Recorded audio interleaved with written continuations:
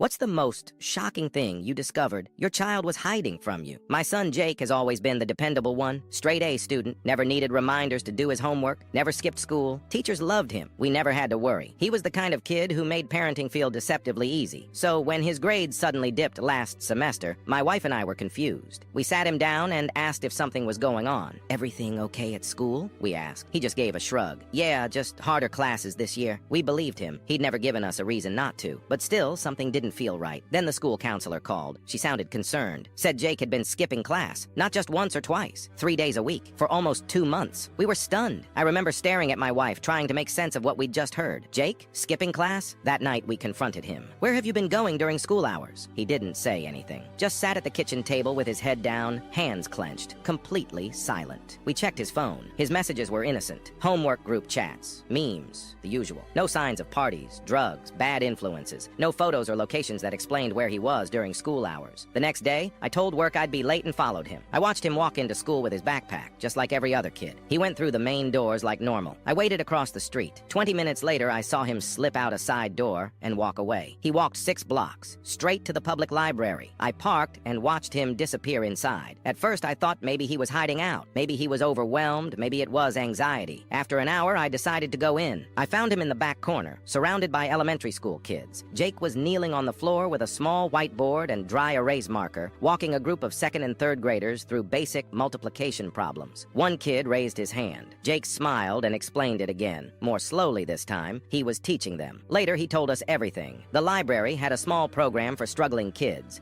whose parents couldn't afford tutoring, many of whom were already behind in school. Jake had volunteered there over the summer. When the school year started, the coordinator told him they didn't have enough help during weekday mornings, so he kept showing up. 3 days a week, he skipped his own classes to come teach kids who had no one else. No one asked him to. No one paid him. He just couldn't walk away. "These kids were going to fail," he said through tears. Nobody else was helping them. He hadn't told us because he thought we'd be angry. And to be honest, we were, for a moment. But that quickly gave way to something else entirely. We met with the school counselor again. Once they understood what he was doing, they helped set up an independent study program. He could make up missed work, keep his grades up, and officially tutor as part of a volunteer elective. His grades recovered. He's still at the library 3 mornings a week. The kids adore him. He prints out sticker charts and makes little flashcards. He even started bringing snacks on Fridays with his own allowance. We always knew Jake was smart. We just didn't know he was this kind of good.